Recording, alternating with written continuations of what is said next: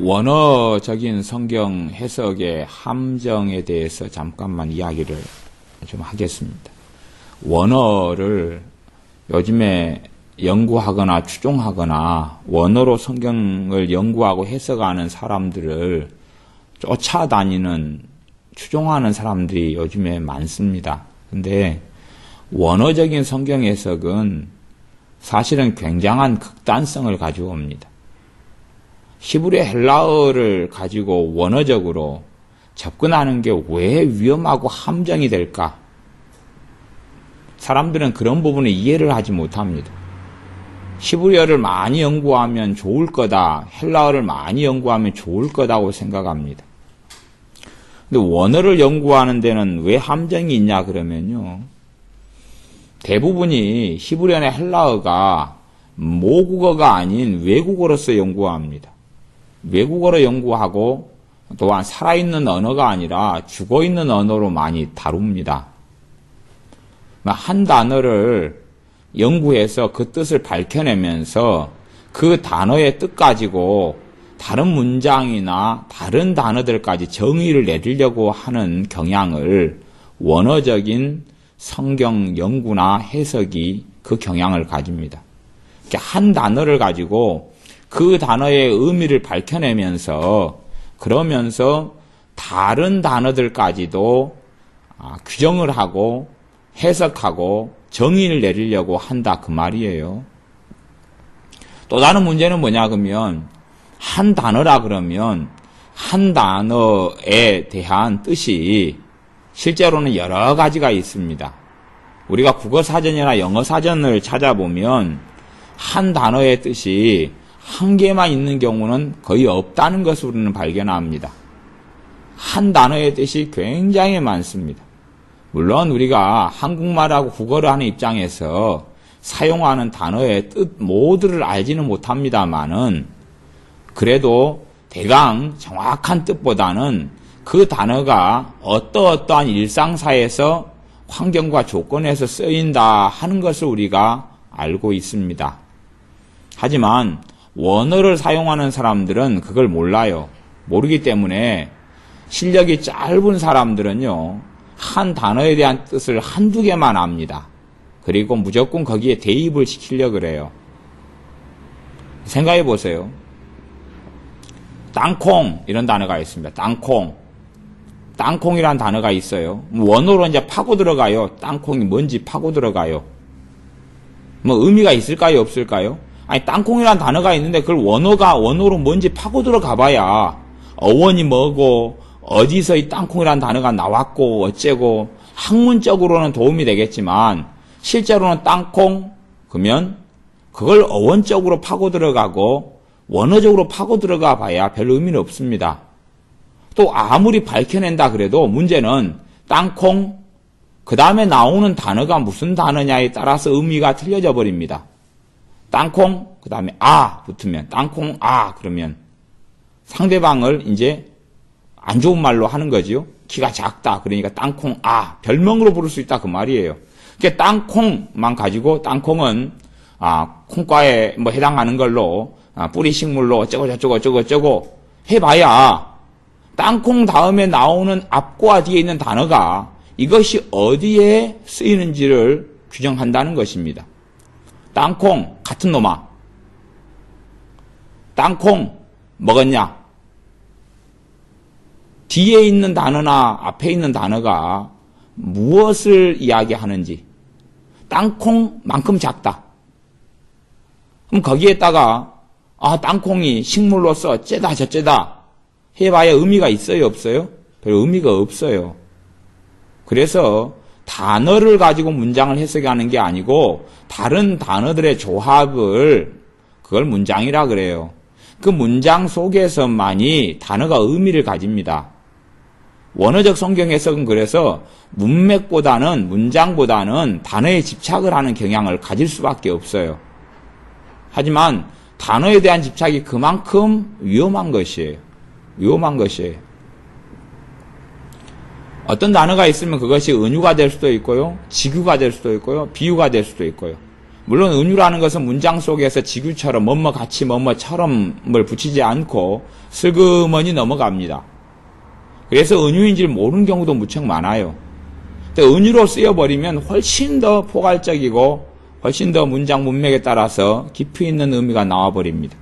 그것을 단어에 집착해가지고 원어가 어떻게 됐고 어떻게 쓰인다 그렇게 살피면 안 되고 단어보다는 문맥이 어떻게 흘러가느냐 하는 것을 살펴야 됩니다. 그런 부분에서는 사실은 이 원어를 얼마나 잘 능통하냐 능통하지 않느냐가 대단한 도움을 주는 건 아닙니다. 대단히 도움을 주는 건 아니에요. 생각해 보세요. 한 원어 히브리 헬라어를 갖다가 30년씩 평생 목매고 산 사람 수십 명이 모여가지고 성경을 번역합니다. 성경을 번역해요. 그 사람들은 밥만 먹고 히브리어만 하고 밥만 먹고 헬라어만 할 정도로 히브리 헬라어로 먹고 산 사람들이 오랜 세월 동안 그 사람들이 성경을 번역합니다. 그런데 번역 성경들이 다 같아요? 틀려요? 틀려요. 수준 안 되고 어정쩡한 사람들은 성경을 번역할 수준까지는 안 됩니다. 한 장은 번역하고 몇 단어는 번역하고 몇 문장은 번역하지만 정말 방대한 분량을 번역할 수는 없습니다. 영어 조금 아는 사람이 원서 한 권을 전체 번역하지는 못해요. 조금 부분은 시간 투자해서 할 수 있지만 그것도 대강 꽤 맞추기로요. 그런 것처럼 실력이 아주 좋다는 사람들이요. 그것도 몇 명씩 심지어는 몇십 명까지 모여가지고 성경 히브리 헬라어 성경을 번역을 하는데 번역한 사람들이 다 틀려요. 분명히 번역했는데 다 틀려버려요. 번역할 때 단어 선택이 틀리고요. 의미 선택이 틀리고요. 번역 작업 속에서는 해석이라는 것이 필연적으로 들어가 버립니다. 이 원어다, 원어적인 성경 해석을 한다. 그래도 원어를 선택할 때에 자기가 단어를 선택하는 해석 작업이 들어가 버려요. 한 단어 원어 속에가 뜻이 5개 있다면 원어 성경으로 연구하는 사람은 5개 가운데 하나를 선택해야 되잖아요. 그렇지요? 그것이 해석 작업이에요. 그러니까 번역 작업 안에도 필연적으로 해석 작업이 들어가고요.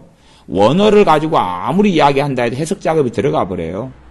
그렇기 때문에 사람들은 이건 원어가 이렇게 돼 있다라고 주장하고 말하면서 권위를 가지고 행사하고 내가 번역하고 해석한 게 옳다라고 주장하는지 몰라도 그것은 절대 번역의 타당성이 되고 해석의 타당성이 되질 않아요. 원어가 이렇게 돼 있다 말해도 그 원어 단어마다 여러 가지 뜻을 가지고 있어요. 그러니까 우리가 조합을 알잖아요. 조합. 번호키가 있는데 번호가 5개가 있다. 5개 번호 1, 2, 3, 4, 5 가운데서 이제 비밀번호를 만들어요. 5개를. 1, 2, 3, 4, 5를 순서대로 이제 비밀번호 1, 2, 3, 4, 5 이럴 수도 있고 2, 1, 3, 4, 5 그럴 수도 있고 5, 4, 3, 2, 1 그럴 수도 있고 그러죠? 1, 2, 3, 4, 5만 가지고 조합을 만들어서 비밀번호 5개를 만들면 수학적으로 5 팩토리얼이 나옵니다. 그러니까 엄청난 숫자가 나온다 그 말이에요. 엄청난 숫자가 나와요. 그러면 한 문장이 단어가 5개로 구성됐어요. 그러면 한 단어마다 뜻이 서너 개씩 있어요. 조합을 해봐야 될 거 아니에요. 그치요? 그 조합은 무수한 조합이 나오는 것 속에서 이제 원어로 성경을 연구하는 사람이 선택을 할 거 아니에요. 이 단어는 3번 뜻을 선택하고 두 번째 단어는 1번 뜻을 선택하고 세 번째 단어는 2번 뜻을 선택하고 네 번째 단어는 1번 뜻을 선택하고 다섯 번째 단어는 이게 5번 뜻을 선택해야 되겠다. 그러니까 조합을 한단 말이지요. 그러니까 원어가 이렇게 돼 있다 말하는 것 가지고 절대 그건 권위를 가질 수 없어요. 원어가 이렇게 돼 있다 하는 것이 사기성이고 속임수이기가 쉽다 그런 말이에요. 왜? 내가 자의적으로 선택해 놓고 성경의 권위에 자기가 편승해 가는 거예요. 다시 이야기 원어가 이렇게 돼 있다 그 말을 더 심하게 이야기하면 하나님이 이렇게 말씀했다는 것하고 비슷해 버리는 거예요. 원어가 이렇게 말했으니까 당신들 입도 뻥끗하지 말아라. 문제는 거기에 자신의 선택과 해석이 들어갔기 때문에 들어갔다는 것을 감추고자 하는 의도가 있어요. 왜냐하면 보통 평신도들이나 성도님들은요 원어 해보면 몰라보잖아요. 깨갱 해버리잖아요. 뭐 히브리어를 어떻게 공부하고 헬라어를 어떻게 공부하겠어요. 그래서 이 히브리어 헬라어를 가지고 이야기할 때에 나는 많이 안다. 나는 당신들보다 우월하다. 난 성경을 안다. 그렇게 말하지만 그것이 사실은 사람들을 속이거나 사람들 잘못된 길로 이끌고 당신들은 절대 생각도 하지 말아라. 원어가 이리 돼 있다. 그래서 다른 길, 잘못된 길로 이끌기 위한 편법과 방편이 되고 자신이 해석하는 것 자체가 권위를 가지고 있고 옳다는 것을 드러내는 그러한 잘못된 방식이 될 때가 원어적인 성경 해석이 많습니다. 반드시 성경 해석은 원어적인 성경 해석이 아니라 문맥적인 성경 해석이 돼야 돼. 문맥적인. 나는 땅콩을 심었다. 나는 땅콩처럼 키가 작다. 나는 땅콩 같이 생겼다. 난 땅콩을 먹었다.